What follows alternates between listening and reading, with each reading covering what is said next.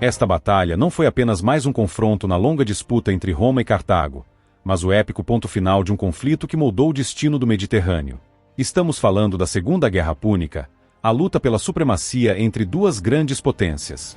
Neste vídeo, vamos mergulhar nesse momento histórico, onde o comandante romano Públio Cornélio Cipião, um estrategista brilhante, enfrentou o temido Aníbal Barca.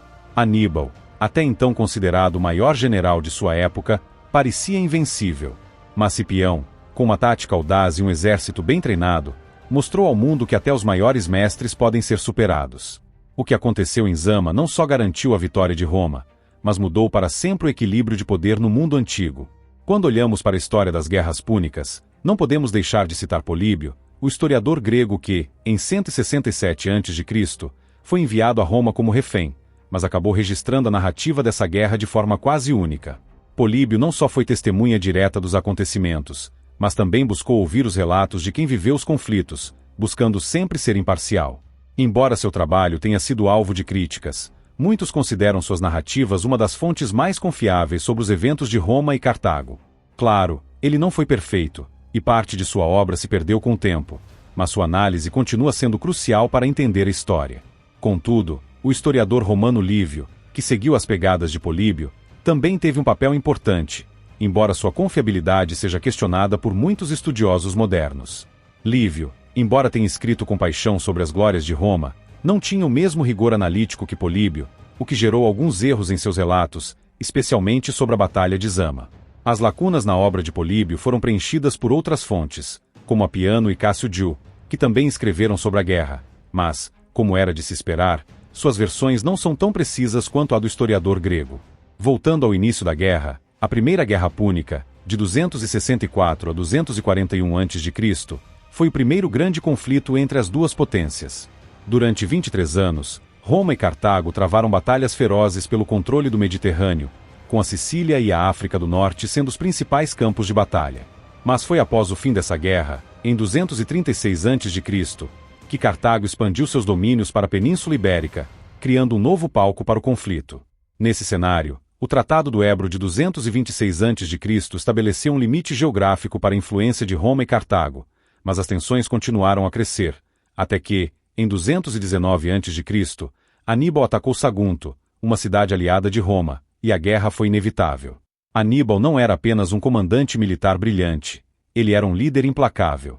Em 218 a.C., ele liderou seu exército de Cartago, atravessou os Alpes e invadiu a Itália, onde derrotou Roma em batalhas memoráveis, como as de Trébia, Lago Trasimene e Canas. Durante esses 3 anos, Aníbal impôs ao exército romano pesadas derrotas, especialmente em Canas, onde mais de 67.000 soldados romanos perderam suas vidas. Foram momentos de grande aflição para Roma, que parecia à beira do colapso. Aníbal, com sua coragem e estratégia, transformou a guerra em um pesadelo para os romanos. No entanto, a maré da guerra começou a mudar em 210 a.C., quando Públio Cornélio Cipião assumiu o comando romano na Península Ibérica.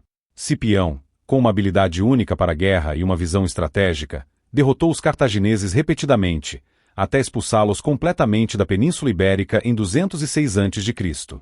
Ele não apenas impôs vitórias, mas também conquistou aliados importantes, como o príncipe Númida Masinissa, que se tornou um dos maiores cavalheiros da história militar. Com a vitória na Península Ibérica, Cipião voltou à Itália em 206 a.C.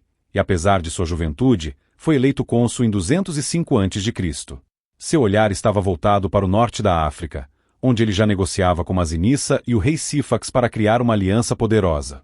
Esse movimento de Cipião antecipava o que seria a grande virada na guerra e a preparação para o épico confronto que selaria o destino de Roma e Cartago na Batalha de Zama. A Batalha de Zama foi muito mais do que um simples combate militar. Ela representou a habilidade estratégica de Cipião, o poder da aliança entre Roma e os Númidas, e o fim do Império Cartaginês. O campo de batalha, que antes era dominado por Aníbal e suas táticas imbatíveis, se tornou o palco da ascensão de Roma, que, depois de séculos de luta, finalmente alcançaria a supremacia no Mediterrâneo. Foi um confronto épico, onde a história se reescreveu e o futuro do mundo antigo foi decidido. A decisão de invadir o norte da África não foi fácil para Roma. Havia uma divisão interna nas esferas políticas sobre se essa era uma jogada prudente ou uma manobra excessivamente arriscada. Afinal, Aníbal ainda estava firme em solo italiano, e o medo de novas invasões cartaginesas era palpável. O irmão de Aníbal, Mago Barca, já havia desembarcado na Ligúria com um exército vindo diretamente da Ibéria, e a ideia de enfrentar um inimigo tão estratégico em um terreno distante parecia, para muitos, uma grande temeridade. A experiência da Primeira Guerra Púnica ainda estava fresca na memória, quando Roma tentou invadir o norte da África em 256 a.C. e sofreu pesadas perdas, o que acabou por reenergizar os cartagineses. Além disso, as dificuldades da logística de uma invasão anfíbia eram enormes. Mas, finalmente, um acordo foi alcançado. Cipião, o comandante romano, recebeu a Sicília como sua província consular, um local estratégico para lançar a invasão. Ele também obteve permissão para cruzar para a África por conta própria, confiando em seu julgamento. No entanto, essa permissão era mais uma formalidade, já que o comprometimento de Roma com a missão não era absoluto. Cipião, por exemplo, não pôde recrutar tropas para seu exército consular da maneira habitual. Ele teve que se contentar com voluntários, o que limitava suas opções e recursos. Em 216 a.C., os sobreviventes da terrível derrota romana em Canas foram reunidos e enviados para Sicília, onde formaram o núcleo de uma nova força expedicionária.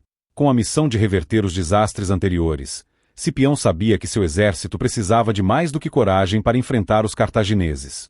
Era necessário treinamento. Ele impôs uma disciplina severa, um regime de treinamento rigoroso que se estendia desde os exercícios de unidades menores, como as centúrias, até manobras envolvendo todo o exército. Esse processo durou cerca de um ano, durante o qual Cipião também garantiu que seu exército estivesse bem abastecido, adquirindo grandes quantidades de alimentos, navios mercantes para o transporte das tropas e máquinas de cerco necessárias para o cerco futuro. Com tudo isso, Cipião preparou seus homens não apenas para a batalha, mas para enfrentar o próprio deserto africano.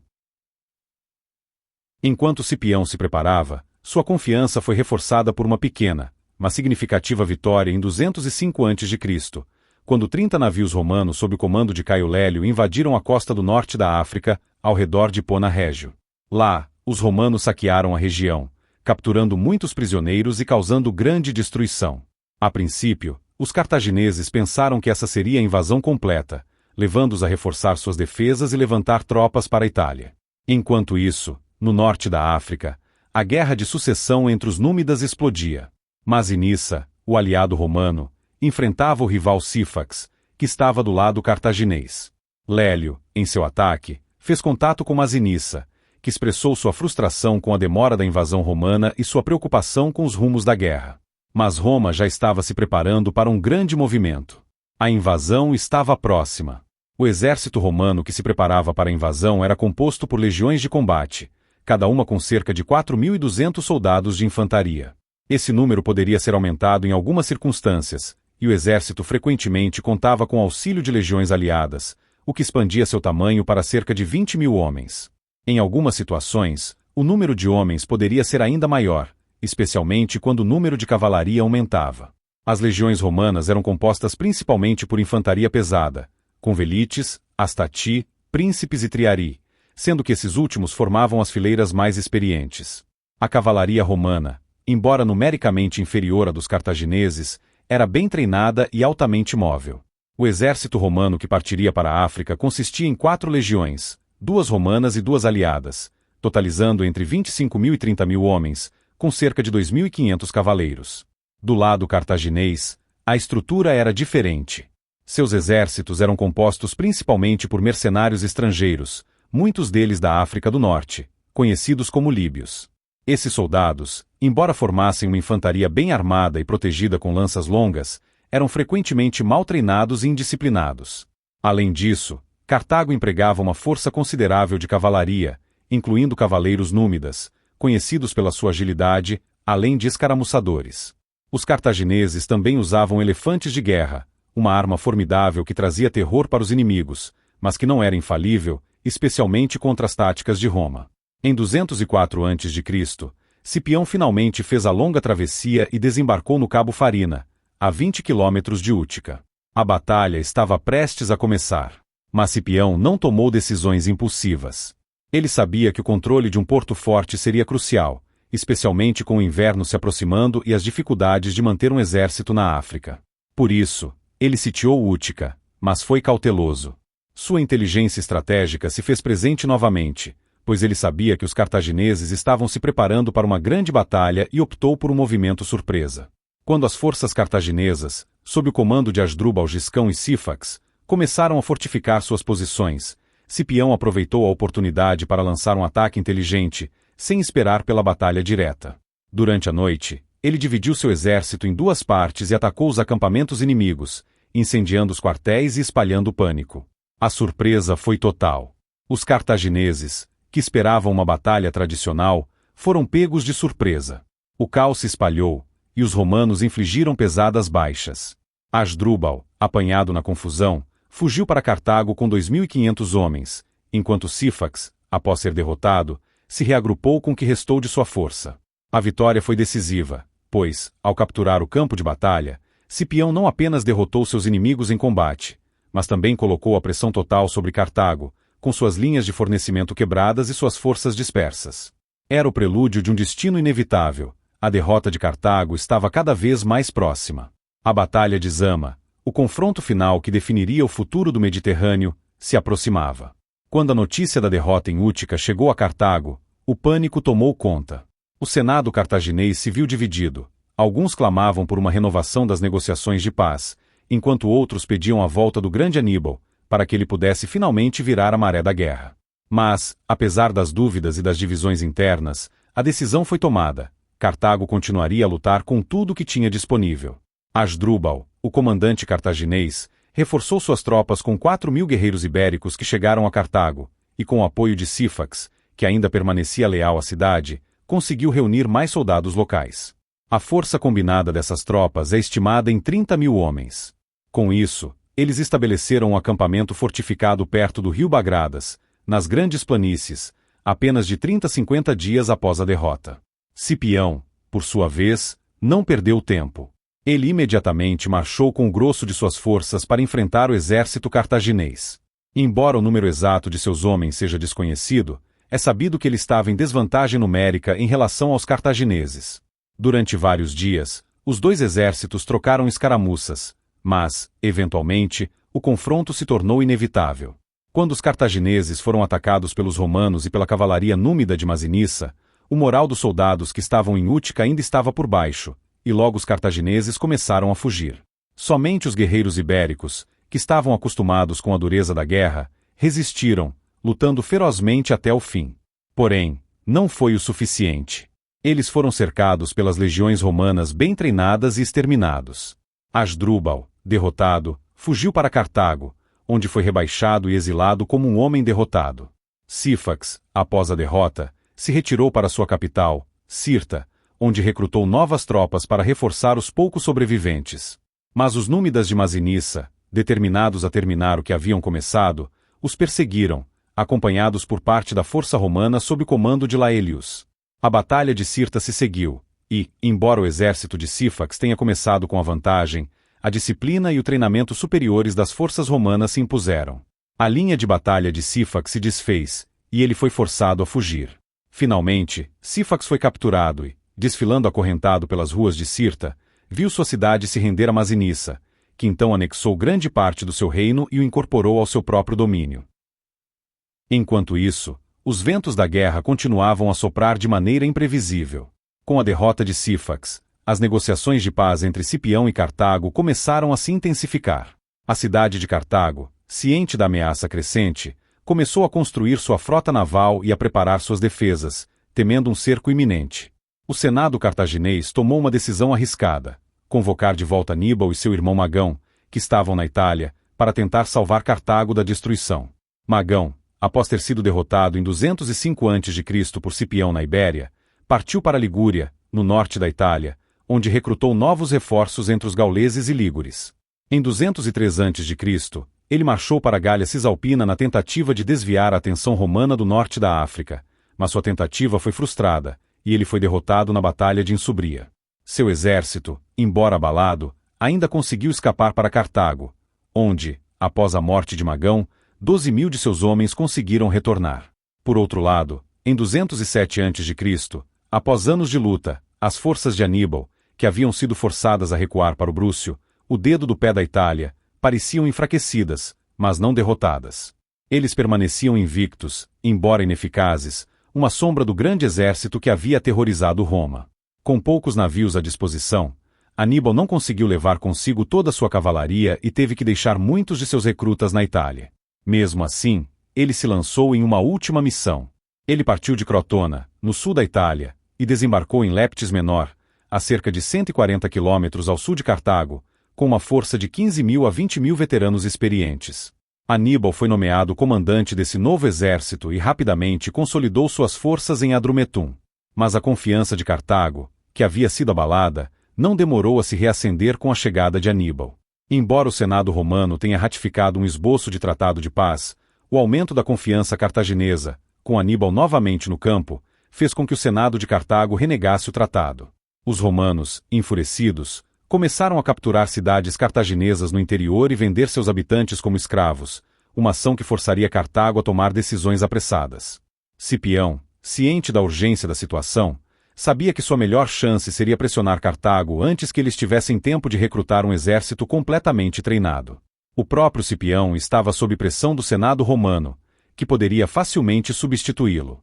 Os cartagineses, vendo a situação como desesperadora, ordenaram que Aníbal avançasse de sua base em Adrumetum para enfrentar Cipião.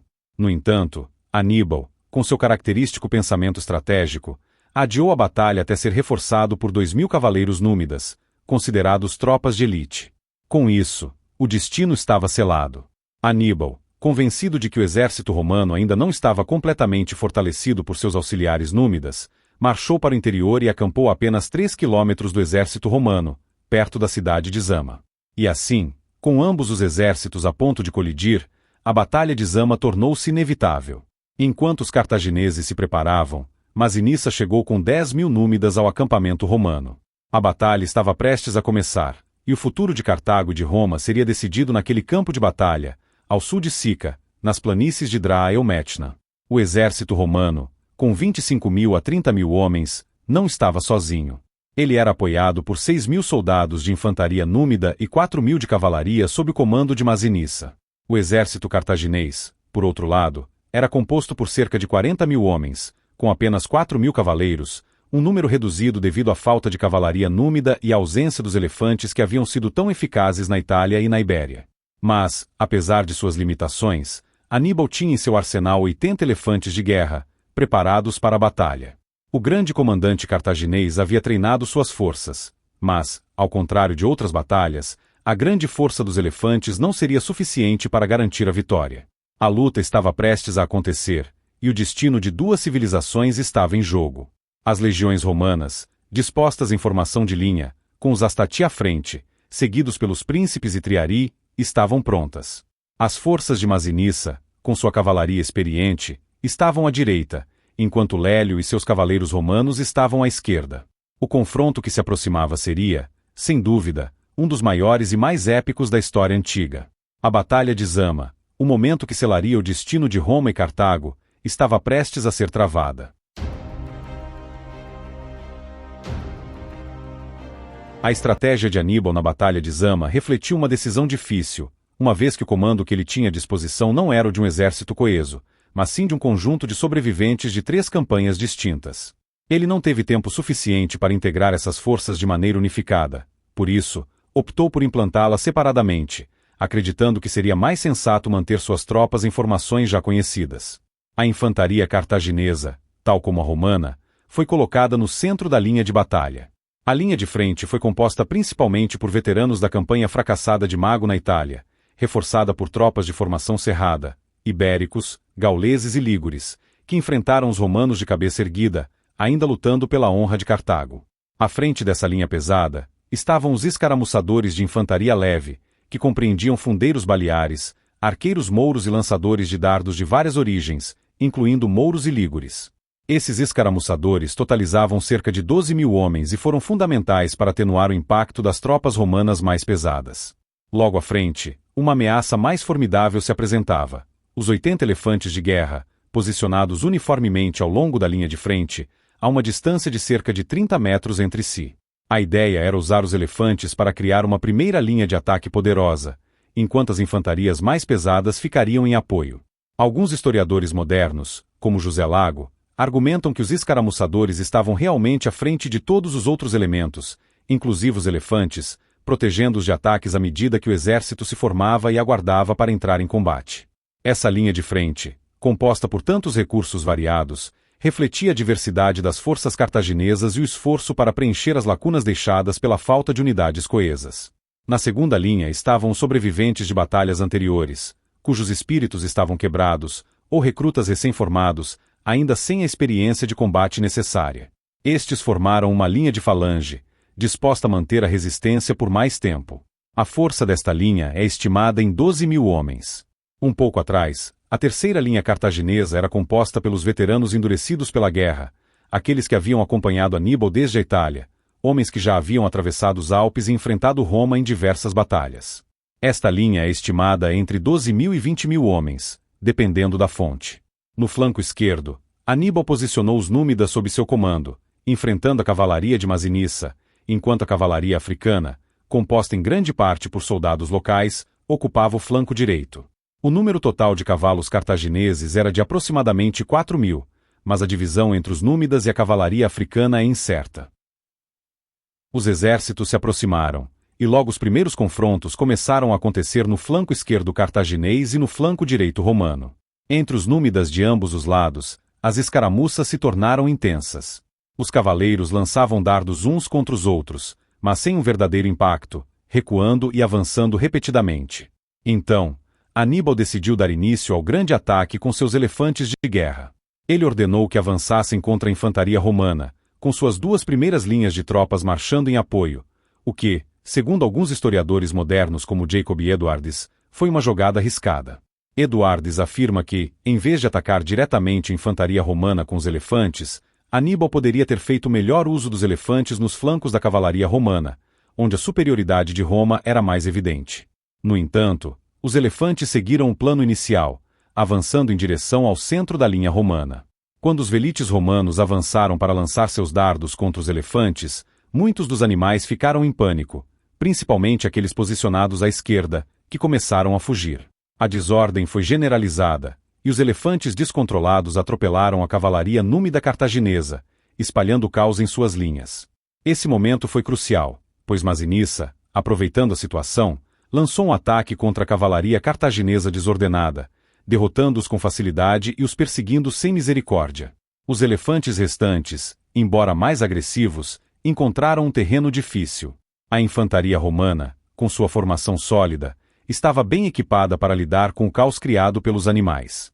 Em meio a chuvas de dardos, os elefantes de guerra avançaram, mas, ao se aproximarem das linhas romanas, muitos foram desviados pelas amplas brechas deixadas entre os manípulos. A estratégia de Cipião estava se concretizando. A infantaria pesada romana, com sua experiência e superioridade em táticas, fez com que os elefantes, já desorganizados, fossem derrotados um a um. Alguns dos elefantes, enfraquecidos e sem liderança, começaram a atacar os próprios cartagineses. Muitos desses animais, após causar algumas baixas, foram abatidos pelos romanos, enquanto outros simplesmente fugiram. Com a linha de elefantes desfeita e a cavalaria cartaginesa derrotada, a batalha se concentrou na luta entre as infantarias. As duas primeiras linhas de infantaria pesada, romana e cartaginesa, avançaram com violência, em combate corpo a corpo. Os romanos, com seu equipamento e organização superiores, começaram a prevalecer, apesar das pesadas perdas sofridas pelos Astati. A primeira linha cartaginesa foi a primeira a sucumbir, dispersando-se rapidamente. Eles tentaram passar pelas linhas da segunda fileira, mas essas tropas, mais disciplinadas, se recusaram a ceder, levando a um confronto brutal. Muitos dos sobreviventes da primeira linha cartaginesa tentaram reagrupar-se e voltar à luta, mas os romanos já haviam começado a estender seus flancos e o cercar. O confronto se tornou uma luta feroz, onde a superioridade tática e a disciplina romana acabaram prevalecendo. Enquanto isso, os veteranos de Aníbal, que formavam a terceira linha cartaginesa, mantiveram sua posição, mas não conseguiram reverter a situação. A pressão das legiões romanas foi esmagadora, e a Batalha de Zama começou a se transformar no momento que selaria o destino de Cartago e da Roma republicana. A derrota estava próxima, mas a luta ainda era implacável. A batalha em Zama foi uma luta feroz e implacável, onde os Astati, apesar das perdas iniciais causadas pelos elefantes e pela primeira linha cartaginesa, agora se viam obrigados a atacar a segunda linha inimiga.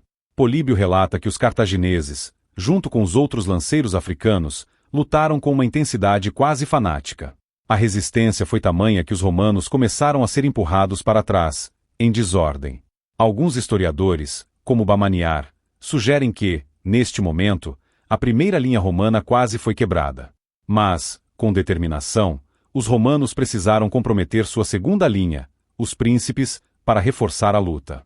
Liddell Hart até escreve que os príncipes tiveram dificuldades para manter a linha, mas, com o reforço, conseguiram finalmente quebrar a segunda linha cartaginesa, fazendo com que os cartagineses fugissem, sendo implacavelmente perseguidos pelos Astati. Aqui, surgia uma oportunidade para a terceira linha cartaginesa contra-atacar os Astati desorganizados. No entanto, Aníbal decidiu não seguir por esse caminho.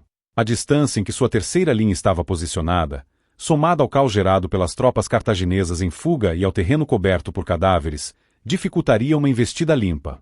Políbio descreve esse cenário dizendo que a lacuna entre as linhas de combate estava agora coberta de sangue, matança e cadáveres.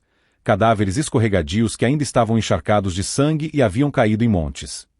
Alguns historiadores modernos, como Bagnall, sugerem que a retirada da segunda linha cartaginesa foi mais deliberada e ordenada do que as fontes antigas retratam. Taylor, por outro lado, acredita que Aníbal esperava que os romanos avançassem em perseguição, uma tática para atraí-los para uma emboscada. Mas Cipião, com sua visão estratégica, percebeu o perigo e interrompeu a perseguição, chamando suas tropas de volta à formação. Ao ouvir as cornetas romanas, os Astati, que haviam se distanciado em sua perseguição, retornaram às suas posições e reformaram a linha de combate. Nesse intervalo, os cartagineses, aproveitando a pausa, conseguiram reorganizar suas forças. A terceira linha cartaginesa, composta pelos veteranos de Aníbal, com a adição de alguns sobreviventes das duas primeiras linhas, foi capaz de estender o comprimento de sua linha de combate. Contudo, isso fez com que a linha romana também tivesse que se ajustar, afinando-se para não perder sua formação, mas impedindo a tática romana usual de alimentar novos homens menos cansados conforme o combate avançava. Agora, as duas linhas de infantaria pesada, romanas e cartaginesas, estavam praticamente iguais em número, cada uma composta por veteranos endurecidos pelas batalhas. Os romanos, embora cansados das batalhas anteriores, estavam mais motivados por suas recentes vitórias, o que elevava seu moral. Cipião e seus homens estavam prontos para mais um confronto. Políbio descreve a luta entre as duas linhas como sendo travada com maior fogo e fúria. Lazenby, em sua análise, descreve essa luta como um negócio sombrio, onde cada passo era pesado, e o destino da batalha pendia na balança. Nesse momento crucial, a cavalaria comandada por Masinissa e Lélio retornou ao campo de batalha, o que, segundo Philippe Sabin, aconteceu na hora certa. Aproveitando o fato de que a infantaria cartaginesa estava engajada com os romanos, a cavalaria romana atacou a retaguarda cartaginesa, provocando o colapso da linha de batalha cartaginesa e resultando em um grande massacre. Aníbal, um dos poucos cartagineses a escapar, conseguiu fugir com alguns de seus homens. Políbio registra que 20.000 cartagineses foram mortos, enquanto muitos outros foram feitos prisioneiros, praticamente aniquilando o exército cartaginês. Em contraste, as perdas romanas foram muito menores, com cerca de 1.500 mortos, o que representava cerca de 5% de sua força total.